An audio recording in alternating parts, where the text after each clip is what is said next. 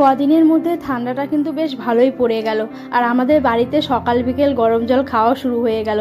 এমনিতে তো 12 মাস আমরা সকাল করে লেবু গরম জল খেয়েই থাকি, কিন্তু শীতের দিন রাতেও এখন গরম জল হচ্ছে। তার কারণ আমার হাজবেন্ড আর আমার শ্বশুর মশাইয়ের হচ্ছে ঠান্ডার ধাঁচ আছে, একটুতেই ওদের সর্দি লেগে যায়।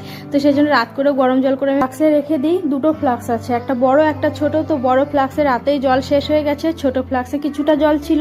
তো হাজবেন্ডকে তাড়াহুড়ো করে দিয়ে দিলাম, কারণ ও অনেকক্ষণ থেকে বসে আছে, মানে মুখ টুক ধুয়ে এমনি বিছানাতেই বসে আছে, শরীরটাও খুব একটা ভালো নেই।